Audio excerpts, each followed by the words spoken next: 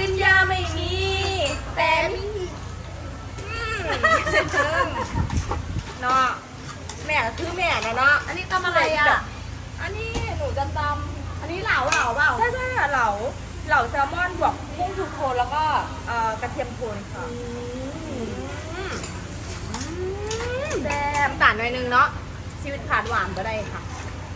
ไปเลยอันนี้คือโต๊ะของพี่ใช่ไหมใช่ค่ะโต๊ะของแม่นั่นแหละค่ะเลยค่ะเดี๋ยวว่าในระหว่างที่เรารอกุ้งนะคะ เรามาตำไทยกัน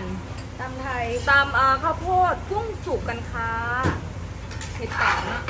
อันนี้อะไรอันนี้รอใช่ปะใช่แม่นค่ะแล้วเหลาเนาะแล้วเหลาแม่นค่ะใส่ไปเลยใส่ไปโลดน้ำตาลก็ใส่ไปเลยค่ะใส่หลายๆใส่ไปหลายๆจะได้เป็นเบาหวานค่ะให้เป็นเบาหวานนะแม่คนเรามีความรักแต่เนาะเด็ดเลยค่ะนี่คือกระเทียมแล้วก็ใส่ลงไปแล้วก็ตำแล้วก็ตำแล้วก็ตำแล้วก็ตำแล้วก็ตำเมื่อนี้ลูกค้าก็จะไม่ได้กินน้องจ้าเมื่อนี้เราก็ใส่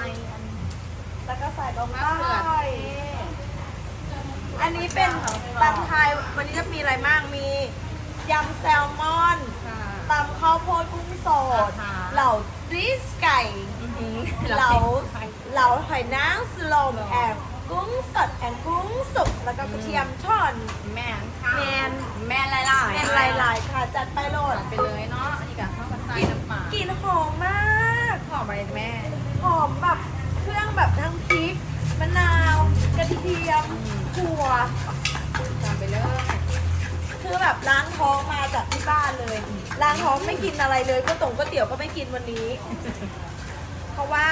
ล้างท้องมากินเหล่าน้องแพลวเลยนี่แหละเป็นน้ำตาลสับเพราะว่าเดี๋ยวหวานน้ำเนาะอันนี้อะไรคะหอมหอมโหวันเนาะสัวอันนี้จะหอมมีหอมจำเนียงได้แล้วก็กินกับแต่ปะเลิศจัดเลิศไปค่ะเจ๊รอเจ๊เดี๋ยวรอคุณแพรมา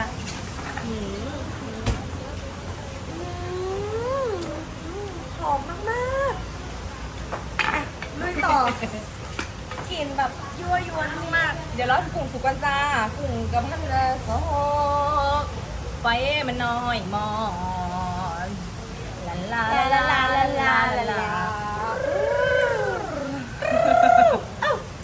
ลิ้นดีนะเนี่ยลองลิ้นดีอะเนี่ยลิ้นดีมากลิ้นดีมากเลยแม่ตัวไปด้วยค่ะนี่เลยนี่ค่ะแบบ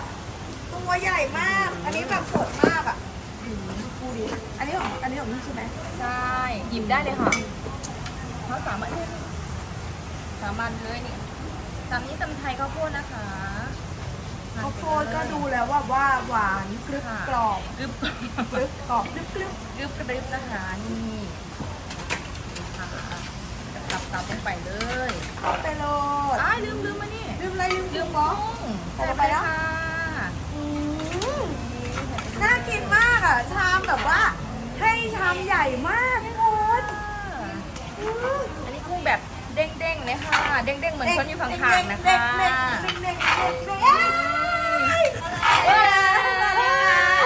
สวัสดีค่ะโอ้ยเป็นคนดังมาหาน้องปะเนี่ยเนาะคนดังพัทยามีคนดังมาหาน้องแพรวมาเนี่ยหนูก็ดังนะดังไฟค่ะทุกวันเลยนี่อันนี้ของแม่เองกินกันนี่อันนี้คือเมนูตำข้าวโพดกุ้งสุกนะคะนี่เจ๊ใส่เบิดเลยค่ะใส่เบิดเลยเนาะอันนี้ได้สักนิดหรอเนี่ยตำข้าวโพดกุ้งสุกน่ากินมากอันนี้ปูไข่ดองค่ะปูไข่ดองว้าว ไข่ดองค่ะพ่อแม่พี่น้องใหญ่ยี่หลีเหรอปูไข่เยิ้มๆค่ะไข่เยิ้มๆเลยนะคะ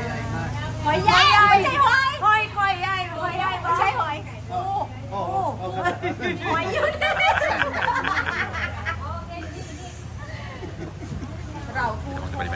นเนาะแบบหูนี่มันเยอะมากเลย แล้วก็หอยนางรมด้วยนะเจ๊ อันนี้ของพี่วะของพี่แม่สั่งเนี่ย อะไรนะคะใช่คะเหรอคะใช่ของลูกค้าสั่งค่ะ โอ้ยใช้โชว์แหม คือแบบมีความเยิ้มแบบบีบถ้าบีบออกมา แล้ แล้ว ว หอยนางรมนี่สิ สุดยอดเขาเบียร์บอกหอย หอยไง นอตหอยนะปูกราฟปะกราฟเนี่ย หอยใหญ่มากหอยใหญ่ หอยใหญ่เด้อ หอยใหญ่ไหมหอยใหญ่ไหม หนาวพวก ไว้ที่แรงกับแม่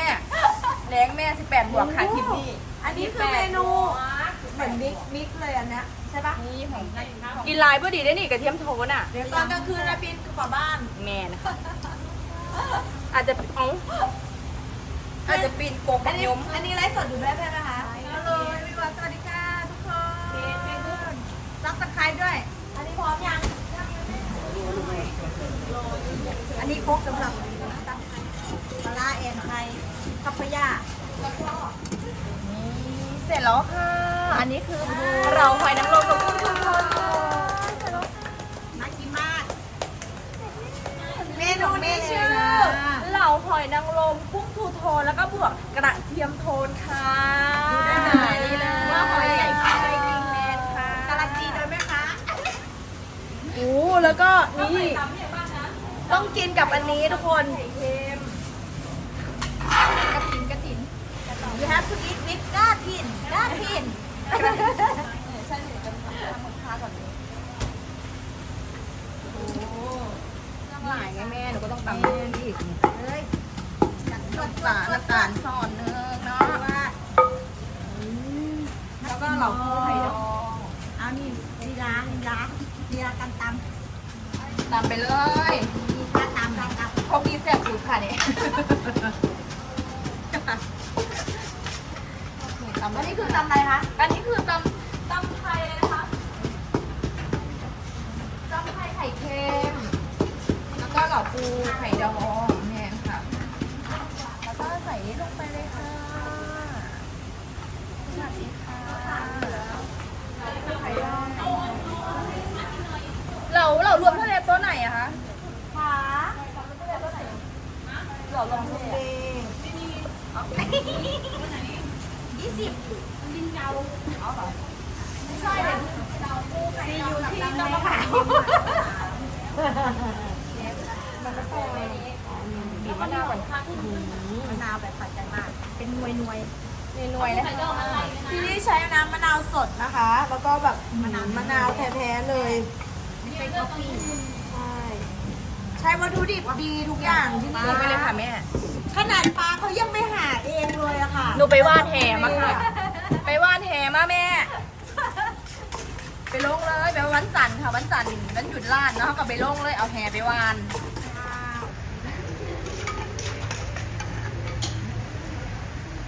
จัดไปนัวๆเลยจ้ะค่ะ ไข่ดองน้ำปลาร้านัวๆไปเลย หอมน้ำปลามา ราดไปเลยค่ะเห็นคือเกาคืออย่างจานเกาอ่ะ คือแบบว่าเขาใส่เครื่องแบบไม่ห่วงเครื่องเลยเนาะ ใส่ก็จะลง ไป ไป เลย ว้าว แล้วก็โคเรค่ะ ว้าวน่ากินเนาะคือแบบวัตถุดิบดีมากของสดใหญ่ ใหญ่ ใช่ ใหญ่เหมือนคน ใหญ่เหมือนแม่ค้าช่างสวย ใหญ่ โอ้ ใหญ่มากเลยค่ะเสร็จแล้วค่ะ นี่คือเหล่าปูไข่ดองนะคะ